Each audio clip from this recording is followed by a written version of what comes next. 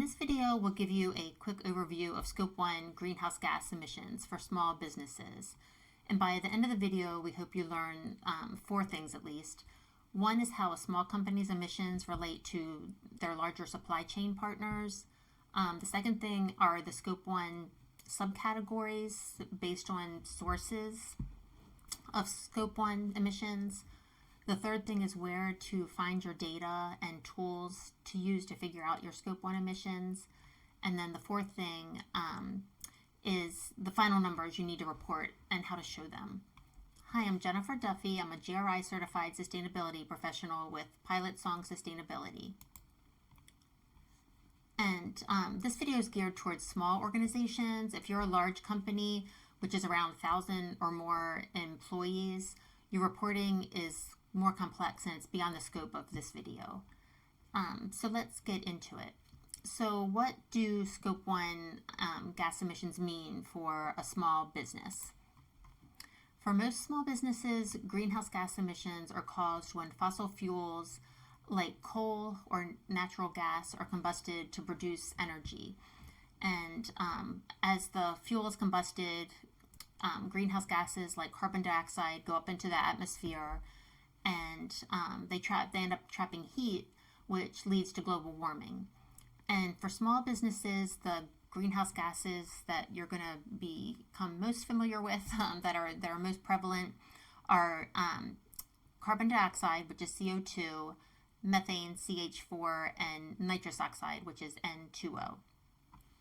Now, of course, small businesses usually have very small amounts of emissions, but more and more large public corporations are required due to regulations in different countries or states here in the U.S. like California. Large companies usually have to report something called Scope 3 emissions. And Scope 3 emissions are, they need to report on the emissions of all the companies that they do business with, even their law firms maybe. So more and more you may be asked for your emissions data if a company that you do business with is either subject to greenhouse gas emissions regulations or they're just reporting voluntarily. And so there's millions of companies, of course, around the world that are reporting on their sustainability data. And so there needs to be a standardized way to do that, and especially when you're reporting greenhouse gas emissions that have a global impact. And so most companies use something called the Greenhouse Gas Protocol, a corporate accounting and reporting standard. And it goes over everything from setting your organizational boundaries for reporting to setting targets. And in this, they have a section in Chapter 6 where they talk about scopes of emissions. And for example, they go through the different types of Scope 1 emissions, which we're also going to talk about in a second. But stationary combustion, mobile combustion, process emissions, fugitive emissions. Another document that a lot of companies use is something called the GRI Standards. And the GRI Standards include just about every topic imaginable that you could report on for sustainability. And they have a section where they give requirements for reporting on your Scope 1 emissions. And this whole section is based on this greenhouse gas protocol.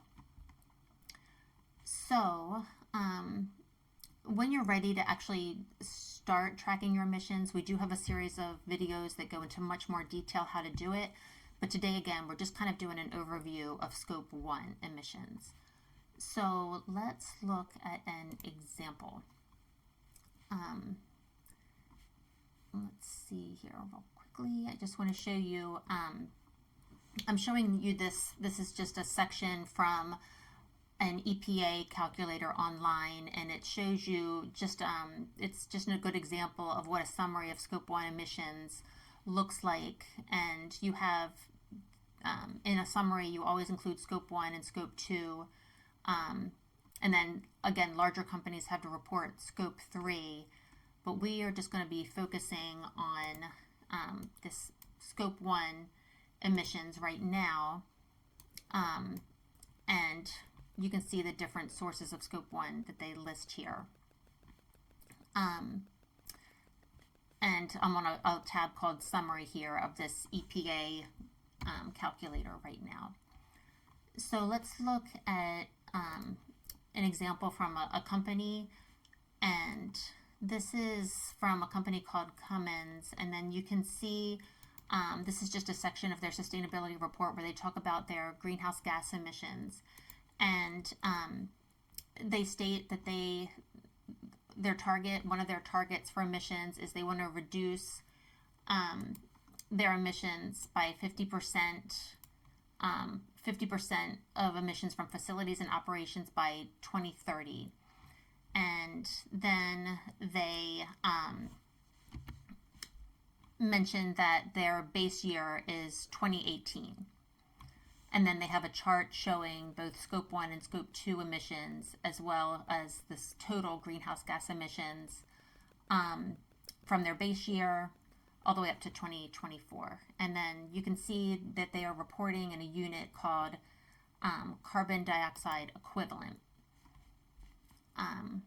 And just something to know is that when companies report on their emissions, they almost always use this unit, CO2 equivalent emissions. If you don't know what it is, you can Google it or look it up. But basically, it's a single unit that kind of combines global warming factors of all the different greenhouse gases.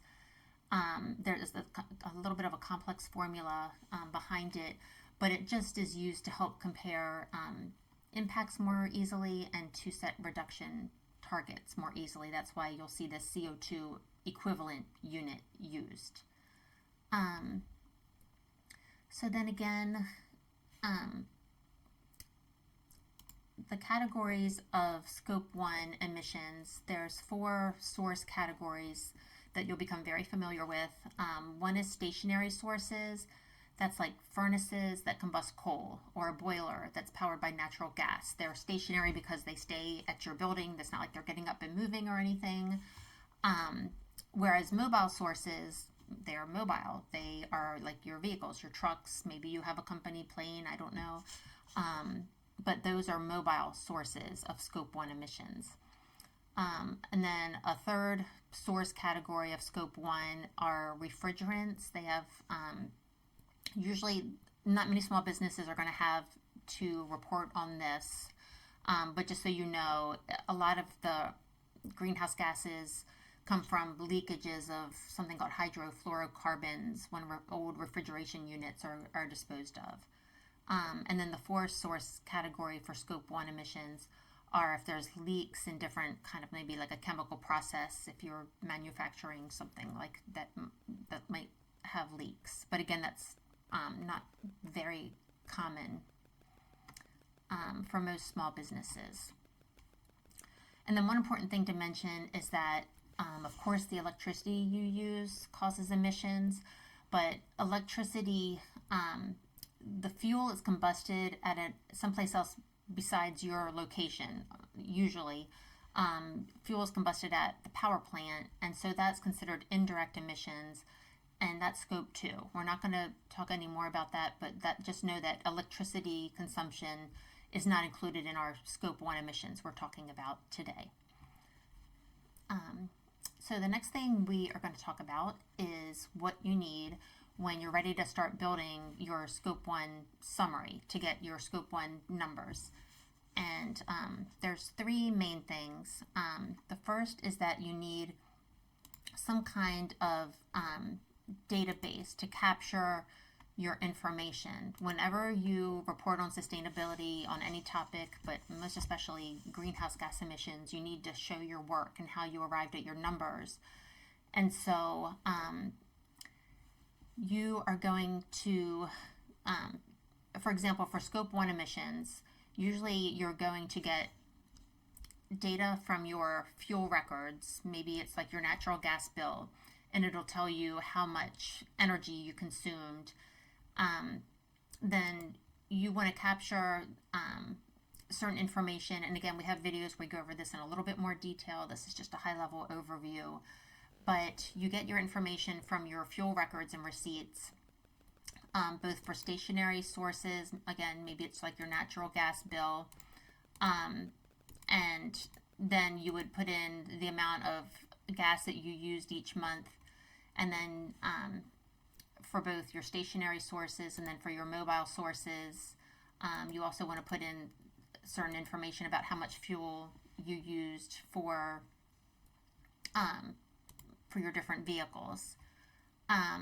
So you need some place to capture all this data in one place. So it can be, large companies usually use a software for that. It can get very expensive, but small companies are usually fine just using like an Excel sheet or a Google sheet to capture all this data that you're going to need to track. So the next thing you need are your fuel records. So you want to get, sorry, this is just like a markup I put together really quickly, but you can see maybe you have a natural gas bill, the unit might be in therms, and so you might need your natural gas bills for the past year, which is usually a reporting period is a full year. So you need records, fuel records, either from natural gas possibly, or your gasoline records from your vehicles, but that's where you're going to get the data that you're going to next feed into a calculator. So the third thing we need is a way to calculate and change our fuel amounts into emissions amounts. And again, what I'm showing you on screen right now is something called a Simplified greenhouse gas emissions calculator that you can download from the US EPA website. And there's a bunch of tabs down here, but for scope 1, we are looking at 3 tabs mostly today. And I'm just going to go through this very quickly today, but we have videos where we go into more detail. But there's a stationary combustion tab where you put in annual amounts of natural gas or whatever fuel it is that you used. Again, that's why you need a database, because you need some place to capture your monthly amounts, because this calculator, you want to put in annual amounts. So the next tab is mobile sources, which we just talked about. That's where you put in vehicle information and fuel usage for your vehicles.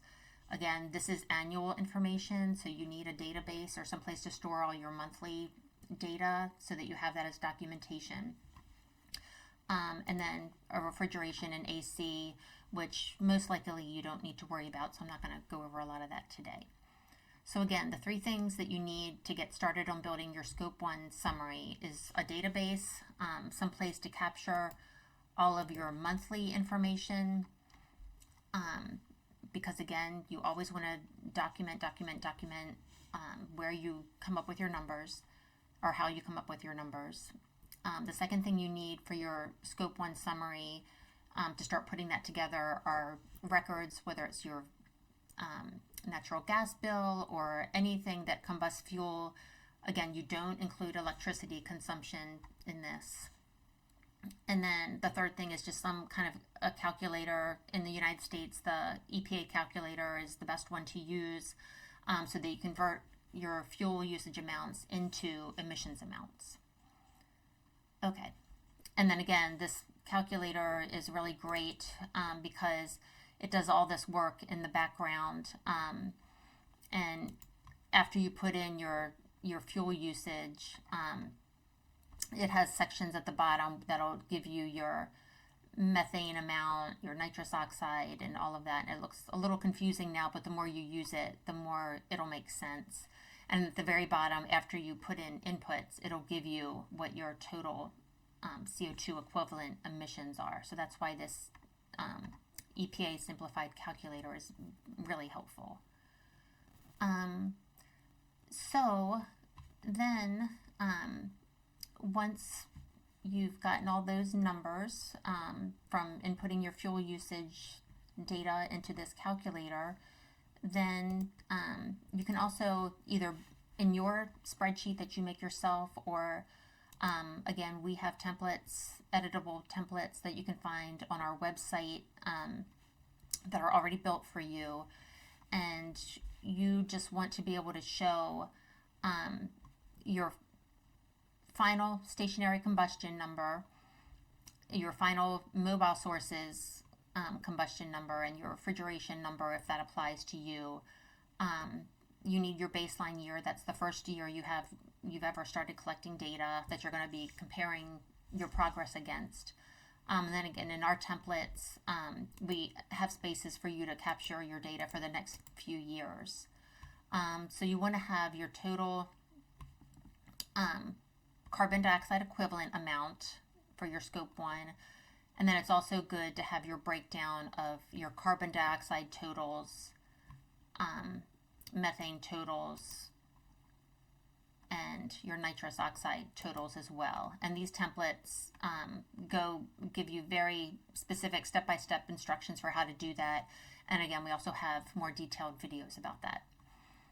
Okay, so then once you do all that, and you can fill out your summary, you'll be able to fill out a very simple summary. It's just you need the database so that you can show your work. Now what? Now you can set targets, then you can show progress against the targets.